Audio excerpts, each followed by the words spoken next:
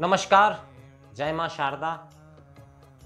श्री सरस्वती ज्योतिष ज्ञान गंगा इस चैनल में एक बार फिर से आपका स्वागत है।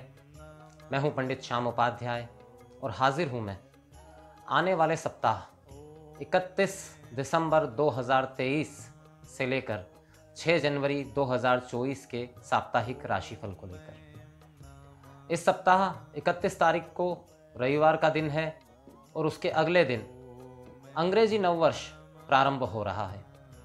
हालांकि अंग्रेजी नववर्ष का हमारे इस दर्शन से, आध्यात्मिक दर्शन से कोई लेना देना नहीं है। वो सिर्फ एक अंग्रेजी नववर्ष है, कैलेंडर में तारीखें बदलती है। बात करें अगर हम राशिफल की, तो सबसे पहले बात करते हैं कि इस नववर्ष, अंग्रेजी नववर्ष की शुरुआत में ग्रहों की स्थितियां क्या रहने वाली है। तो सबसे पहले बात करें अगर सूर्य की, तो सूर्य मंगल के साथ युति में धनु राशि में रहेंगे। बृहस्पति गुरुदेव मेष राशि में वक्री से मार्गी गमन शुरू कर देंगे 30 तारीख से। और इसके अलावा राहु और केतु क्रमशः कन्या और मीन राशि में रहेंगे। शनि अपनी लगातार जो चली आ रही है वर्तमान राशि कुंभ में संचरण कर रहे हैं। चंद्रमा इस दौरान राशि परिवर्तन करते रहेंगे, सिंह से लेकर तुला तक इस पूरे सप्ताह के दौरान भ्रमण करेंगे। बुध और शुक्र दोनों वृश्चिक राशि में युति बनाए हुए हैं। तो इस ग्रह स्थिति का क्या प्रभाव होने वाला है नववर्ष के इस पहले सप्ताह में। तो जो मेरा राशिफल होता है वह चंद्र राशि आधारित होता है। इस बात का आप विशेष ध्यान रखें। इसे लग्न, नामांक या अंक ज्योतिष के हिसाब से न देखा जाए। ये राशिफल सिर्फ चंद्रमा के संचरण पर आधारित है। तो सप्ताह की शुरुआत में जहां चंद्रमा जो है वह सिंह राशि में भ्रमण करते रहेंगे, तो शुरुआत अगर हम करें सबसे पहले काल चक्र की पहली राशि मेष राशि के बारे में, तो चंद्रमा का संचरण सप्ताह के पहले 2 दिन पंचम भाव से होगा, जो कि बहुत अच्छा नहीं कहा जा सकता। इस समय स्वास्थ्य संबंधी समस्या हो सकती है, संतान के साथ विवाद हो सकता है। इस समय आपकी बुद्धि जो है वो बहुत ज़्यादा उग्र रहेगी, तनावग्रस्त रहेगी, टेंशन रहेगा। तो इस सप्ताह के शुरुआत के 2 दिन मेष राशि वालों के लिए बहुत ज़्यादा अच्छे नहीं कहे जा सकते। लेकिन जैसे ही सप्ताह आगे बढ़ेगा, तो छठे भाव में जब चंद्रमा गोचर करेंगे कन्या राशि के अंदर, वहाँ पर केतु के साथ में चंद्रमा की युति बन जाएगी। लेकिन क्योंकि शत्रु भाव में यह युति बनेगी, तो कहीं ना कहीं आप उस दौरान शत्रुओं पर हावी रहेंगे, कर्ज लेन देन में आप सफल रहेंगे। सप्ताह के अंतिम दिनों में जब चंद्रमा तुला राशि में भ्रमण करेंगे, वह समय आपके लिए बहुत ही अच्छा रहेगा, क्योंकि सामने से गुरु की पूर्ण दृष्टि से दृष्ट चंद्रमा गज केसरी योग का निर्माण करेंगे। इससे दाम्पत्य सुख में वृद्धि होगी, कामकाज कारोबार में वृद्धि होगी और बहुत कुछ हद तक सुखों में वृद्धि होने की संभावना यहाँ पर दिखाई दे रही है। तो मेष राशि वालों के लिए अंग्रेजी नए वर्ष का ये पहला हफ्ता जो है मिला जुला रहने वाला है। बात करते हैं कालचक्र की दूसरी राशि वृषभ राशि के बारे में। अब वृषभ राशि के लिए चौथे भाव से चंद्रमा का संचरण शुरू होगा। चौथे भाव में मौजूद चंद्रमा शनि की दृष्टि से दृष्ट, यहाँ पर ये ध्यान रखिएगा। तो थोड़ा सुख में व्यवधान, तनाव, वाहन खराब हो सकते हैं, या तो वाहन खराब हो सकते हैं या वाहन से चोट एक्सीडेंट की संभावना यहाँ पर बन रही है। माता के स्वास्थ्य में गिरावट आ सकती है मौसमी बीमारियों की वजह से। तो इस बात का वृषभ राशि वाले यहाँ पर थोड़ा ध्यान रखें। चंद्रमा जब पंचम भाव में संचरण करेंगे तो मानसिक तनाव देंगे। मानसिक रूप से आप अपने आप को अस्थिर महसूस करेंगे, विचार बहुत ज़्यादा आएंगे और किसी भी निर्णय पर पहुँचने में आपको दिक्कत होगी। हाँ, इस दौरान एक लाभ है कि धन लाभ की संभावना यहाँ पर प्रबल बनी हुई है। सप्ताह के मध्य काल में जो है आपके लिए धन लाभ की संभावना प्रबल बनी हुई है। वो लोग जो शेयर मार्केट, शेयर सट्टा आदि से जुड़े हुए हैं, उन्हें कुछ विशेष लाभ की संभावना यहाँ पर दिखाई दे रही है। उसके बाद सप्ताह के अंत में जब छठे भाव में चंद्रमा का गोचर होगा, तो गज केसरी योग का निर्माण होगा। आप जहाँ रहते हैं वहाँ के बाहरी स्थान से आपको लाभ होता हुआ दिखाई दे रहा है।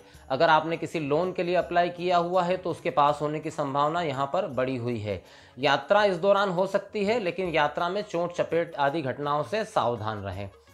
वृषभ राशि वालों के लिए अगर शुरुआती 2 दिन छोड़ दिए जाएं तो बाकी का सप्ताह जो है वो ठीक है, लेकिन शुरुआती 2 दिन जो है वो थोड़े तनावग्रस्त यहाँ पर नजर आ रहे हैं। बात करते हैं काल चक्र की तीसरी राशि मिथुन राशि के बारे में। अब मिथुन राशि के तीसरे भाव से चंद्रमा का गोचर जो है वो शुरू होगा, संचरण जो है वो शुरू होगा। अब तीसरे भाव में मौजूद चंद्रमा जो है निश्चित रूप से पराक्रम में वृद्धि करेंगे। घूमने फिरने यात्राओं में खर्च बढ़ेगा। खर्च की संभावना यहाँ बहुत ज़्यादा बढ़ी चढ़ी हुई है, तो इस बात का ध्यान रखें। नए वर्ष के जोश में ऐसा ना हो कि आप बजट से अत्यधिक खर्च कर दें और उसके बाद में इस बात के लिए पछताएं। तो थोड़ा खर्च को अगर नियंत्रण में रखेंगे तो कोई दिक्कत नहीं होगी। उसके बाद चंद्रमा जब चौथे भाव में संचरण करेंगे तो वहाँ युति करेंगे केतु के साथ में। ये ग्रहण योग बना हुआ है। इस समय पे जमीन जायदाद संबंधी कोई भी सौदा, कोई भी डील में अभी उलझने की ज़रूरत नहीं है। सप्ताह के अंत में जब चंद्रमा पंचम भाव में होंगे गुरु की दृष्टि से दृष्ट, तो वो लाभ का समय होगा। कुछ लोगों को संतान से लाभ होगा, निसंतान दंपत्ति को कोई खुशखबरी मिल सकती है। कुल मिलाकर अगर कहें तो ये सप्ताह अगर खर्च पर कंट्रोल रखा मिथुन राशि वालों ने और बिना वजह का किसी से विवाद नहीं किया, स्पेशली पारिवारिक विवाद, तो कोई परेशानी नहीं होगी। कार्य क्षेत्र में नई संभावनाएं यहाँ पर मिलती हुई दिखाई दे रही है, जो कि एक शुभ संकेत मिथुन राशि वालों के लिए आने वाले समय के लिए समय की जो है एक अच्छी भूमिका इस सप्ताह के दौरान तैयार हो सकती है। तो मिथुन राशि वालों के लिए कुल मिलाकर कहूँ तो मेष और वृषभ के मुकाबले बेहतर समय यहाँ पर दिखाई दे रहा है।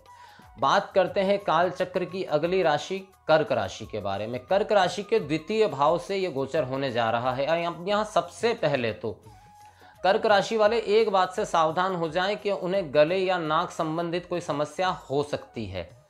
सर्दियों का मौसम चल रहा है तो थोड़ा सावधान रहें। कफ जनित समस्याएं यहाँ पर होती हुई दिखाई दे रही है। दूसरा, वाणी पर कंट्रोल रखना है, क्योंकि वाणी के माध्यम से कोई विवाद आपको यहाँ पर होता हुआ दिखाई दे रहा है शुरुआती 2 दिन में। उसके बाद पराक्रम भाव से चंद्रमा का गोचर होगा, जहाँ वो केतु के साथ युति करेंगे। देखा जाए तो ये समय ठीक है, अच्छा है। पराक्रम भाव में चंद्रमा केतु की युति पराक्रम को बढ़ाती है। यात्राएं हो सकती है, लेकिन यात्राओं में सावधान रहें, बहुत ज़्यादा सुखद शायद यात्राएं ना हो पाए। सप्ताह के अंत में चौथे भाव से जो है चंद्रमा का गोचर बड़ा ही श्रेष्ठ दिखाई दे रहा है कर्क राशि वालों के लिए। माता के स्वास्थ्य में सुधार, सुखों की प्राप्ति, दाम्पत्य जीवन में सुख, स्वयं के शारीरिक बल में वृद्धि और नए वाहन या भूमि प्राप्त होने की संभावना भी यहाँ पर दिखाई दे रही है। तो कर्क राशि वालों के लिए शुरुआती 2 दिन स्वास्थ्य के मामले में ठीक नहीं है, बीच के 2 दिन यात्राओं के लिए ठीक नहीं है और अंतिम 2 दिन सभी तरह के सुखों में वृद्धि करने वाले यहाँ पर दिखाई दे रहे हैं। अब बात करते हैं कालचक्र की वो राशि जो नए वर्ष में जिस राशि के ऊपर से ही चंद्रमा का गोचर होने जा रहा है, वो राशि है सिंह। पिछले एक लंबे समय से मैं लगातार बताते आ रहा हूँ कि सिंह राशि वालों को सावधान रहना है, तो थोड़ी सावधानी की ज़रूरत यहाँ भी है। चंद्रमा आपकी राशि पर से गोचर जरूर कर रहे हैं, लेकिन शनि की दृष्टि से दृष्ट हैं, जो कि एक विष योग का निर्माण कर रहे हैं। तो सबसे पहली चीज़ तो स्वास्थ्य का ध्यान रखना है। दूसरी चीज़, बिना वजह के विचार और अशांति आपके मन में बनी रहेगी। दाम्पत्य सुख में गंभीर व्यवधान होता हुआ दिखाई दे रहा है यहाँ पर शुरुआती 2 दिन में। उसके बाद चंद्रमा और केतु की जो युति है वो द्वितीय भाव में बन जाएगी, तो यहाँ पे आपकी वाणी से आप अपने काम बिगाड़ सकते हैं। इस बारे में विशेष सावधान रहे। संचित धन का नुकसान हो सकता है। सट्टे, शेयर या इस तरह के किसी काम में भी उलझन में ना पड़े, वरना कोई बड़ा नुकसान हो सकता है। आपकी वाणी शत्रु हो सकती है उन अगले 2 दिनों में, तो वाणी पर संयम रखें, बहुत अति आवश्यक है। उसके बाद में अंतिम 2 दिन जो है चंद्रमा का संचरण जब तुला राशि में होगा, तो पराक्रम बड़ा चढ़ा रहेगा, यात्राएं सुखद रहेगी। अगर इस दौरान यात्रा करने का मौका मिलता है तो ज़रूर जाइए, यात्राएं आपके लिए लाभदायक सिद्ध हो सकती है। तो सिंह राशि वाले शुरुआत के 4 से 5 दिन सावधान, बेहद ज़्यादा सावधान, और अंतिम 2 दिन में आपको सुख प्राप्ति होने की संभावना यहाँ पर दिखाई दे रही है। बात करते हैं कालचक्र की अगली राशि कन्या राशि के बारे में। कन्या राशि के लिए वैसे तो समय ठीक चल रहा है, कोई दिक्कत वाली बात नहीं है, लेकिन चंद्रमा का शुरुआती 2 दिन गोचर जो है वो 12वें भाव में हो रहा है, तो व्यर्थ की यात्राएं करने हो सकती है इस दौरान। मान लीजिए आप किसी कार्य के लिए यात्रा करने निकले हैं, लेकिन वो कार्य भी पूर्ण ना हो और बिना वजह के आपका समय, पैसा सब कुछ खर्च हो जाए, तो यात्राओं को टालने का प्रयास करें शुरुआती 2 दिन में। उसके बाद जब चंद्रमा का गोचर आपकी राशि पर से होगा, तो वहाँ पहले से केतु मौजूद है और राहु की दृष्टि से दृष्ट है स्थिति। तो ये ग्रहण योग बना हुआ है। मानसिक तनाव, सर दर्द, और चिड़चिड़ाहट, एक इरिटेटिंग नेचर आपका यहाँ पर दिखाई दे सकता है। तो थोड़ा सा सावधान रहें, अपने आप को शांत रखने की कोशिश करें, क्योंकि अंतिम 2 दिन में आपके लिए धन संचित की काफ़ी अच्छी संभावना बनी हुई है और आपकी वाणी से आपके काम भी बन सकते हैं। तो कन्या राशि वालों के लिए भी शुरुआती 4 दिन जो हैं वो बहुत अच्छे नहीं कहा जा सकते। शांतिपूर्वक रहें, नए वर्ष का समय है, कोई ऐसा आयोजन या किसी ऐसे कार्यक्रम में भाग लेने ना पहुंच जाए जहां पे कोई विवाद हो जाए, क्योंकि विवाद की संभावना यहां पर दिखाई दे रही है। कोई इनलीगल काम ना करें। 4 दिन की बात है, समय निकल जाएगा, तो थोड़ा सा अपने आप को शांत रखने का प्रयास करें। बात करते हैं काल चक्र की वो राशि जो सबसे ज़्यादा इस नए वर्ष में फ़ायदे में रहने वाली है, नए वर्ष के इस पहले हफ्ते में। वो राशि है तुला।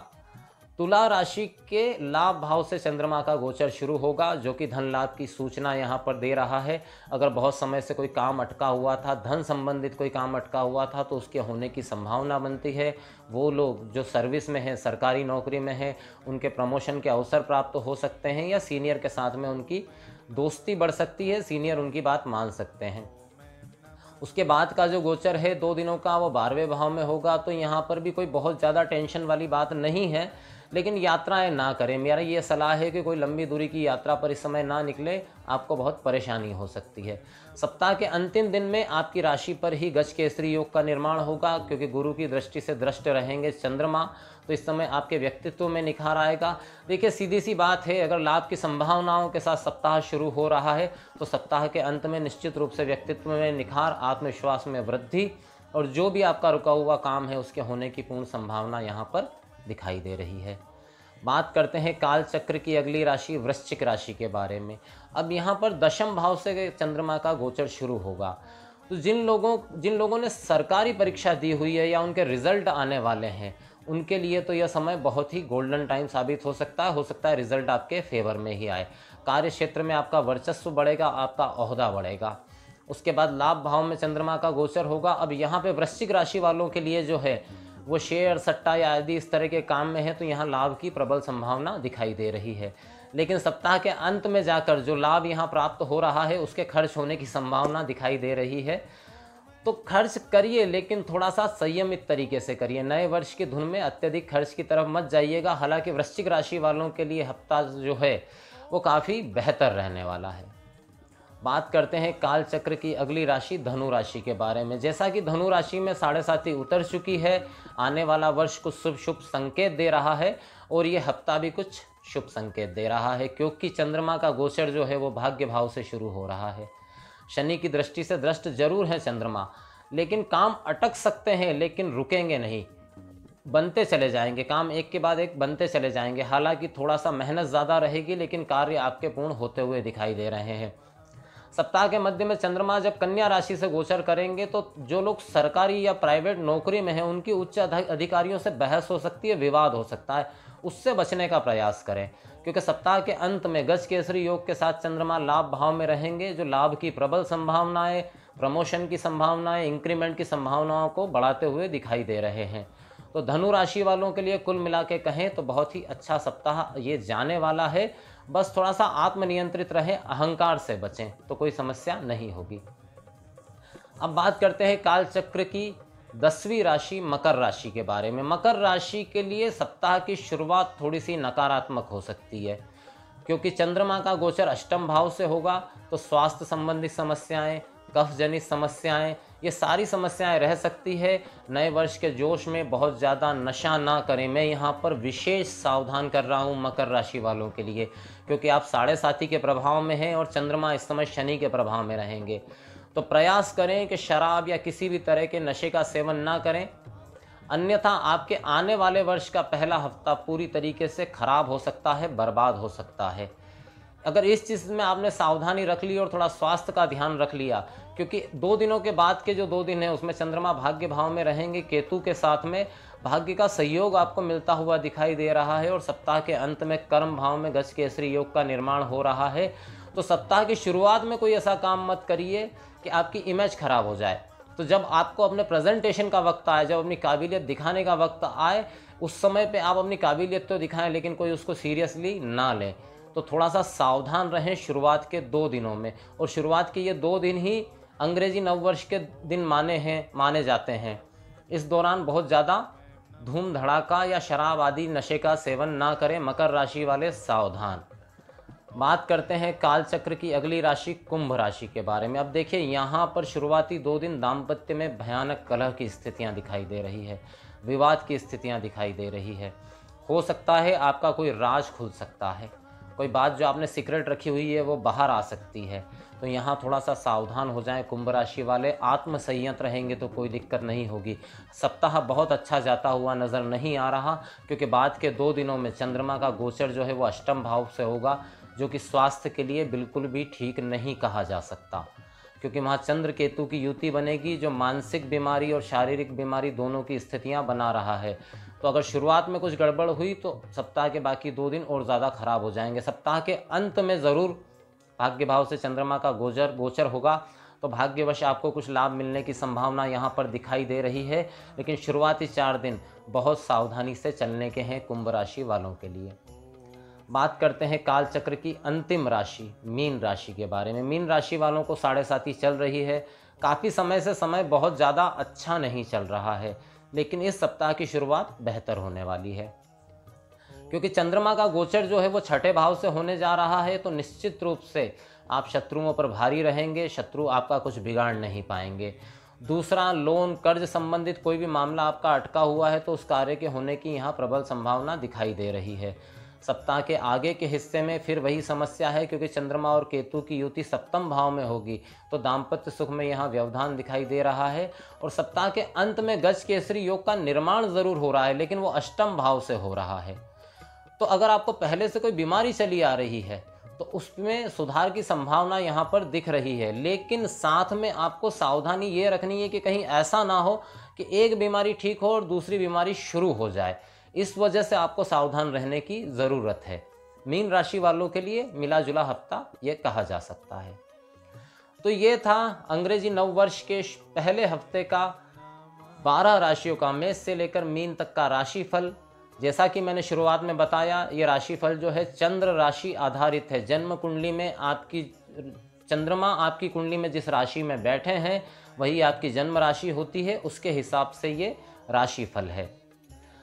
अंत में एक ही बात कहना चाहूँगा कि राशिफल कोई अंतिम विश्लेषण नहीं है। अगर आप कोई बड़ा निर्णय लेना चाहते हैं, कोई बड़ा कार्य करना चाहते हैं, जैसे कि बच्चे कई बार जो है नए सब्जेक्ट लेना चाहते हैं, या करियर के विषय में बात करना चाहते हैं, या व्यापारी लोग अपना बिजनेस आदि चेंज करना चाहते हैं, जॉब बदलना चाहते हैं, इस तरह के बड़े निर्णय अगर आप कुछ करना चाहते हैं तो उसके लिए कुंडली विश्लेषण अत्यंत आवश्यक है।